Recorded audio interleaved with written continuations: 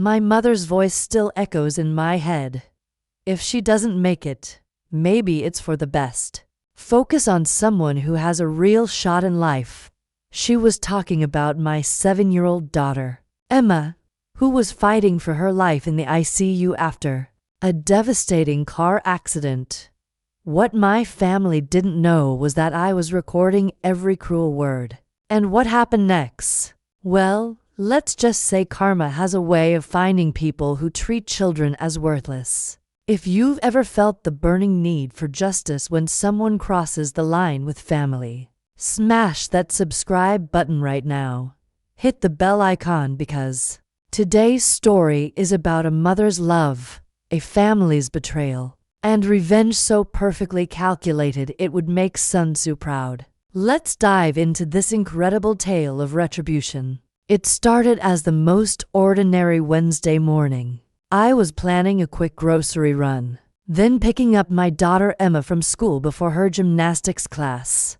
You know those moments when life feels predictable, safe, when you're mentally organizing your evening, thinking about dinner, homework, maybe a movie night with your little one. That Wednesday was supposed to be one of those days, but fate had other plans. One distracted driver, one moment of inattention, one devastating impact that shattered not just metal and glass, but the very foundation of what I thought I knew about my family. I arrived at the hospital with Emma's blood on my clothes, my hands trembling uncontrollably, as I begged the emergency room nurse to save my daughter, my 7-year-old, my sunshine, my absolute miracle after years of struggling with infertility. Lay unconscious in that sterile room. Tubes snaked from her tiny body. Machines beeped their mechanical symphony of life support, and wires connected her to a world I never wanted to understand. The medical terms hit me like physical blows. Fractured spine, shattered ribs, collapsed lung. But underneath all that clinical language was the only thing that mattered. She was alive. Barely, but alive. I planted myself in that uncomfortable hospital chair and refused to move. Hour after hour, I sat there holding her small hand, whispering the same words over and over. Mommy's here. I won't leave you. Mommy's here. I wouldn't eat. I wouldn't sleep. I couldn't even think about leaving her side for 5 minutes. This was my child. My reason for existing, and she needed me more than she'd ever needed anyone. Then my phone rang. The caller ID showed Mom, and for a split second, I felt a flutter of hope. Maybe she'd heard about the accident. Maybe she was calling to offer support, to ask how she could help, to be the grandmother Lily deserved. I answered on the third ring. Are you done being dramatic? Those were the first words out of my mother's mouth. Not how's Emma. Not are you okay. Not even what happened.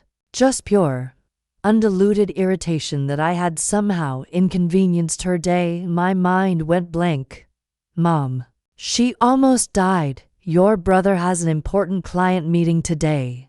She interrupted, her voice sharp with annoyance. Your daughter being in the hospital is making the family look unstable. Marcus needs your support more than your child does right now. He has a future. I felt something cold settle in my stomach. What are you saying? That girl is just, well, let's not pretend she was ever going to amount to much. She's just like you, fragile. The words hit me like a physical slap. My silence must have emboldened her because she continued, her voice getting crueler with each sentence. Honestly, if she doesn't make it, maybe it's for the best. Focus on someone who has a real shot in life. Your brother's pitch could mean millions. Are you really going to skip it because of a kid? I hung up. For the first time in my 31 years of life, I hung up on my mother. I sat there in that hospital chair, my daughter's tiny hand still in mine, and I felt something fundamental shift inside me. Not sadness, not even anger. Something deeper, something final. I didn't cry when my mother dismissed my daughter's life as expendable. I didn't break down when my father texted me later that night.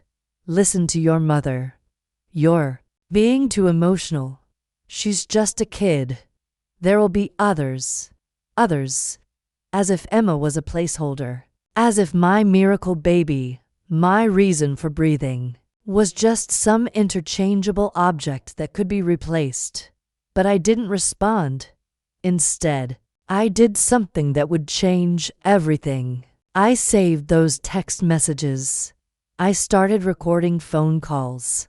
I began documenting every cruel word, every heartless comment, every moment of their callous indifference to my daughter's suffering. The next morning brought the most beautiful sound I'd ever heard. A whisper, barely audible above the machines. Mommy? I looked down to see Emma's big brown eyes fluttering open, weak but aware. Tubes still protruded from her chest. Monitors still tracked her vital signs. But she was awake. She was looking at me.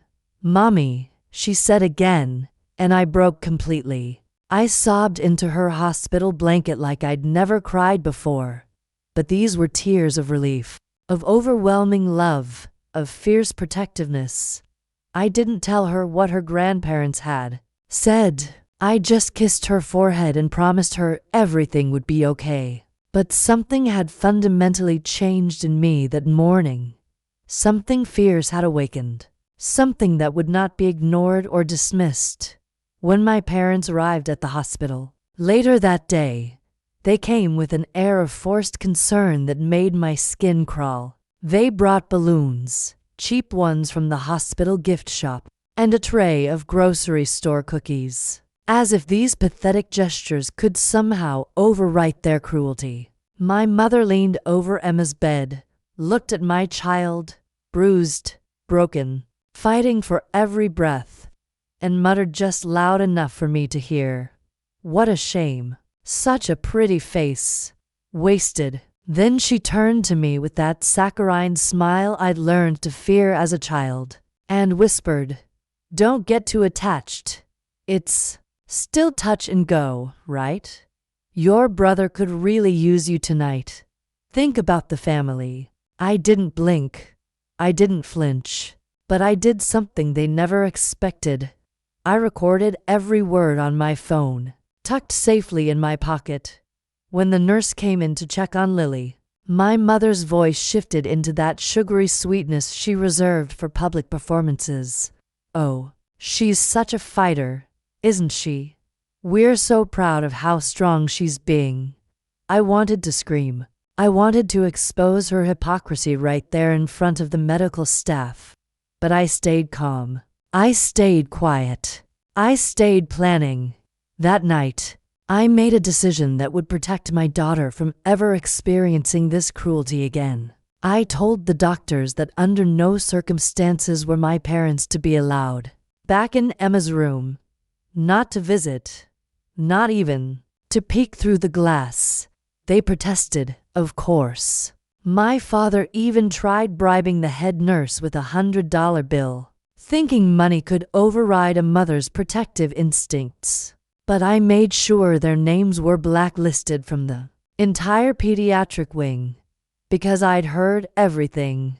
I'd recorded everything, and I was far from done. For the next 5 days, I barely left Emma's side. The doctors explained that she was lucky to be alive, but the road ahead would be brutal. To major surgeries, extensive physical therapy, a year, maybe more, before she could walk again properly. But she was alive. She was fighting, and I wasn't letting her go. Meanwhile, the vultures were circling. My brother Marcus called, not to ask about Emma's condition, but to complain about my absence from his precious client meeting. "You could have come to the presentation, you know," he said, his voice dripping with entitlement. "We lost the deal. Dad's furious. You're being selfish, as always." I stared at the phone in disbelief. Selfish. Come on, he scoffed. She's stable now. You clinging to her bedside won't change anything. I needed you there. She's 7. And I'm 28. I almost lost a $1.8 million contract because my sister can't prioritize properly. That was the last thing he said before hanging up. The last words my brother would ever speak to me as family. The next day, I received an email from my father. Not a call, not a text, a formal email, as if he were addressing a business associate rather than his daughter. Your behavior is becoming embarrassing, he wrote. Family doesn't abandon family, especially not in front of investors. Your daughter's accident, while unfortunate, should not derail everyone else's life. We raised you better than this. Regards, Dad. Regards. Not love. Not even his name. Just corporate coldness.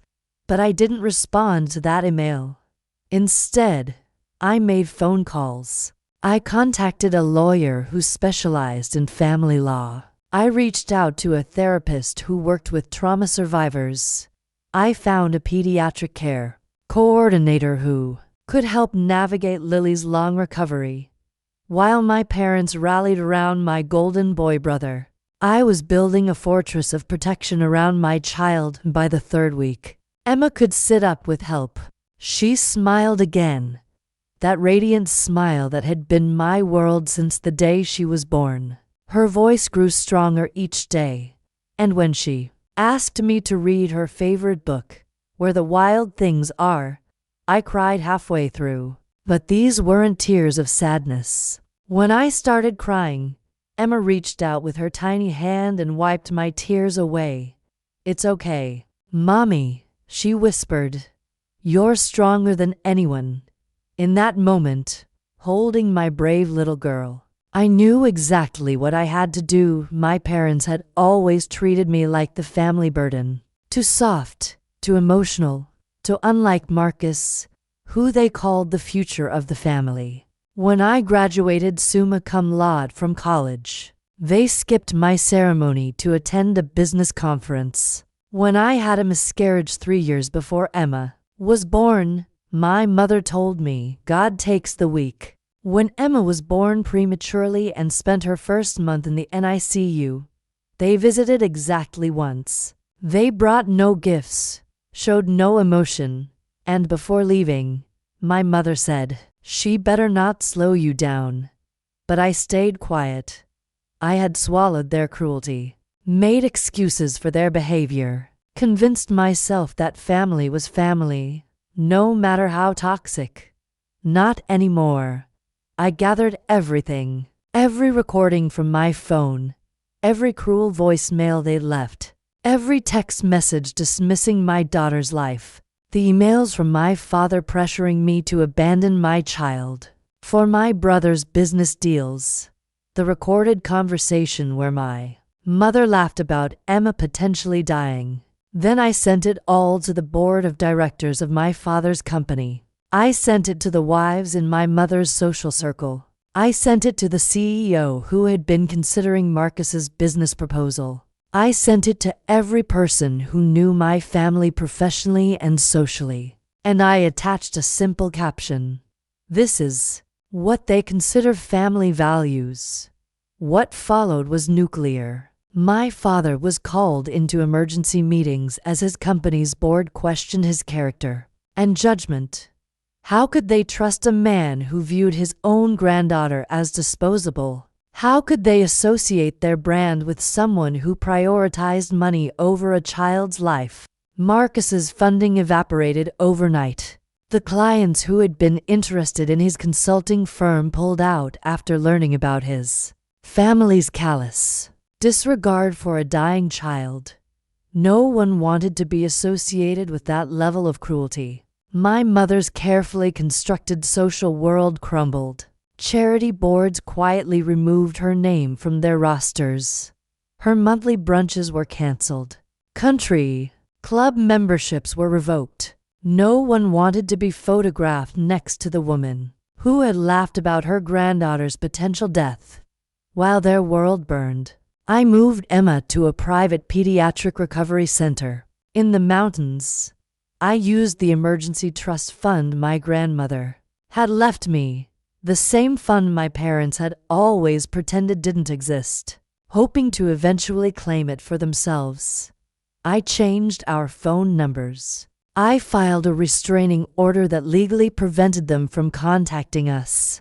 I blocked every number they tried to use to reach me, and finally, 2 weeks later, I stood in a calm, well-lit courtroom and faced my parents during the custody hearing. They had demanded, thinking they could somehow claim rights to Lily. The judge listened as I read the therapist's report aloud.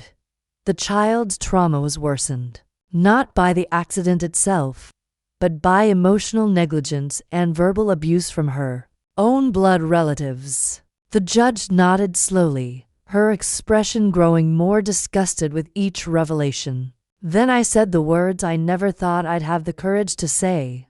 My daughter is not disposable, and I am no longer your daughter. 3 months passed in peace. Emma learned to walk again, taking slow, shaky steps between parallel bars in the physical therapy room. Her face lit up with determined joy every time she managed another step. When she stumbled, she laughed. When she laughed, I cried quietly, not from sadness, but from overwhelming pride in her resilience. Her strength had rebuilt parts of me I didn't even know were broken. We rented a small cabin in the mountains where the sound of birds replaced the echo of my mother's cruel voice. Our world is peaceful now. No surprise phone calls. No forced family dinners. No venom disguised as concern until one morning, the past came knocking. Literally. A woman stood at my door, early 50s, face pinched with panic, designer handbag clutched in shaking hands. My mother. Behind her, stepping out of a black sedan, was my father. "Sweetie," she started, smiling as if nothing had happened. "We're here to see Lily." My heart dropped, but I stood my ground. "Leave. I read what you posted," she said, shifting uncomfortably. That wasn't fair. You were upset. You took it out of context." "She heard you say it," I replied coldly. "You laughed." My father stepped forward, arms spread like he was delivering a sermon. "Enough of this melodrama. Do you think destroying your own family makes you a hero? Do you know how hard it's been for us? Hard for them." "You came to see Emma?" I asked. "That's funny, because last I checked, you said she was an inconvenience." My mother's voice dropped to a hiss. "She's still your responsibility, not ours. But if you post one more thing about this family, we'll sue you for defamation." I stared at them for a long moment. Then I opened the door wider, just enough to let Emma peek through. She stood there in her tiny purple robe, clutching her favorite stuffed elephant. Her eyes were curious but cautious. My mother smiled wide, switching to her fake grandmother voice. "Hi, sweetheart. Grandma came to visit." Emma looked at her for a long time, processing. Then she turned to me and whispered, "Is she the lady who laughed when I almost died?" My mother froze. I crouched down to Emma's level and said gently, "Yes, baby, that's her." Emma took a step back and closed the door herself. I never saw my parents again after that day. Not in person, anyway. But their world, it continued to collapse faster than they could repair it. Because the recordings weren't the only thing I'd kept. During the years I'd worked as my father's assistant before going back to school, I'd had access to everything: tax evasion files, emails about hush money payments, settlements buried under false company names, documents my father assumed were deleted years ago. I'd kept it all, not for revenge, But because I'd learned early that knowledge was power in my family, I waited until Marcus's second consulting firm launched with great fanfare, billed with my father's silent financial backing. That's when I sent comprehensive files to the IRS, the press, and the FBI.